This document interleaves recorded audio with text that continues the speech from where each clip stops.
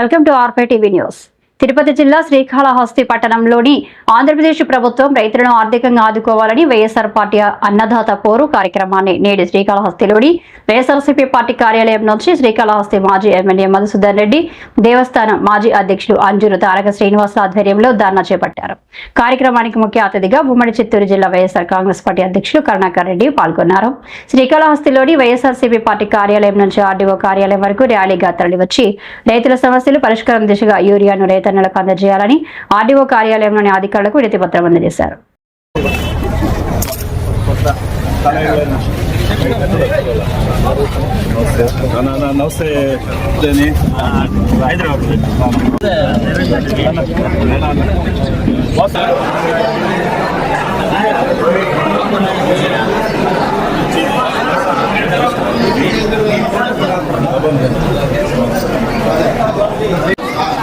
అయ్యా అబ్బా నిన్న చేశారు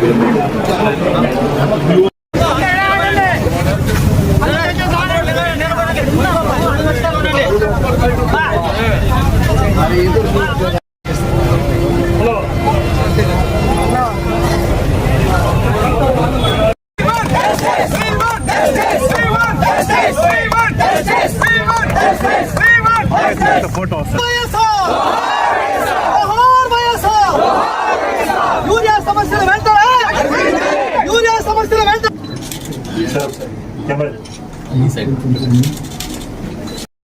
మొసలి కన్నీరు కారుస్తోంది.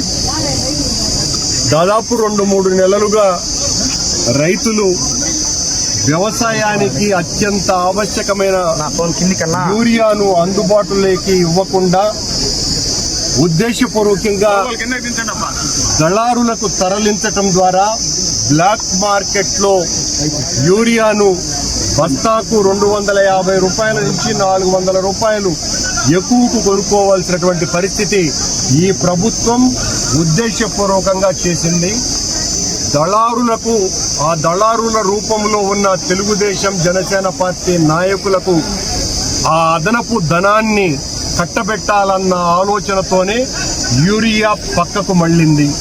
దాదాపు 7 లక్షల టన్నుల నిల్వ ఉంచాల్సినటువంటి ప్రభుత్వం యూరియాను నిల్వ ఉంచకుండా పనిగట్టుకొని దాన్ని బ్లాక్లోకి అమ్మేటువంటి పరిస్థితి తెచ్చింది.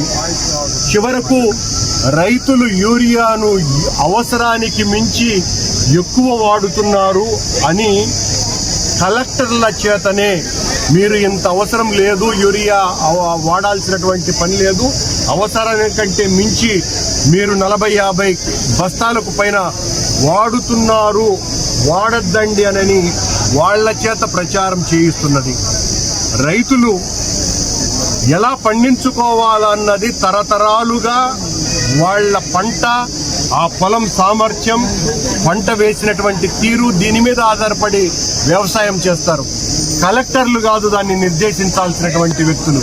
కానీ కావాలనే రైతుల మీద బురద చల్లటానికి మీరు అవసరానికంటే మించి యూరియా వాడుతున్నారని ఒకచోట, మరో వాళ్లకు అవసరమైనటువంటి యూరియా ఇతర ఎరువులను అందుబాటులోకి తేకుండా క్యూలల్లో ఎక్కడ చూసినా రాష్ట్ర వ్యాప్తంగా 26 జిల్లాల పరిస్థితి అంతే. ప్రతి చోట యూరియా దొరక్క అవస్థలు పడుతుంటే వైఎస్ఆర్ కాంగ్రెస్ పార్టీ పనిగట్టుకొని మా మీద నిందలు మోపుతున్నది అని వాళ్లే ఒకవైపున మా మీద ప్రతీకారేచ్ఛతో రగిలిపోయి దాడి చేస్తారు.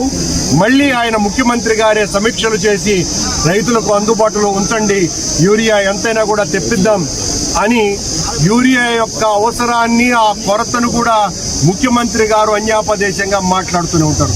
ఈ రోజున చంద్రబాబు గారికి ప్రభుత్వానికి వెన్ను పట్టి కాపాడేటువంటి ఒక పత్రికే ఈ రోజున చాలా స్పష్టంగా రాసింది. ఈ ప్రభుత్వంలో ఎందుకు యూరియా దొరకకుండా పోతోంది, దీని వెనుక ఉన్నటువంటి దళారుల పని ఎందుకు పట్టలేదు అని. దీన్ని బట్టి చూస్తే చాలా స్పష్టంగా అర్థమైనటువంటి విషయం, తెలుగుదేశం పార్టీకి సంబంధించిన, జనసేనకు పార్టీకి సంబంధించినటువంటి నాయకులు యూరియాను అక్రమ మార్గాలలో తరలించి బ్లాక్ మార్కెట్లలో అమ్మటం ద్వారా రైతుల నోరు కొడుతున్నారు కనుకనే ఈరోజు మా నాయకుడు జగన్మోహన్ రెడ్డి గారి పిలుపు మేరకు రాష్ట్ర వ్యాప్తంగా అన్ని నియోజకవర్గాలలో ఉన్నటువంటి మా వైఎస్ఆర్ పార్టీ నాయకులు, కార్యకర్తలు, శ్రేణులు అందరూ రైతుల పక్షాన నిలబడి రైతులకు న్యాయం చేయాలా. మా పార్టీ రైతాంగ పార్టీ, రైతుల క్షేమం కోసమనే పుట్టినటువంటి పార్టీ, రైతులకు ఎనలేనటువంటి మేళ్లు చేసిన రాజశేఖర్ రెడ్డి గారి తనయుడు పెట్టినటువంటి పార్టీ. మేము రైతుల పక్షాన నిలబడతాం. మా నాయకుడు ఆ రోజున దాదాపు 3,000 కోట్లతో ధరల స్థిరీకరణ నిధిని ఏర్పాటు చేయటమే కాకుండా ఎప్పటికప్పుడు ఎరువుల సమస్య ఏనాడు కూడా లేకుండా 5 సంవత్సరాల పాలనలో జగన్మోహన్ రెడ్డి గారు అత్యద్భుతంగా అందించడం జరిగింది. ఈ రోజున ఈ కూటమి తమ స్వార్థం కోసమని ఎలా డబ్బులు దండుకోవాలా, ఎలా అక్రమ మార్గాలలో వీళ్ళన్నీ కూడా ఇంత పెద్ద ఎత్తున విజయవంతమైనాయని తెలియజేస్తారు.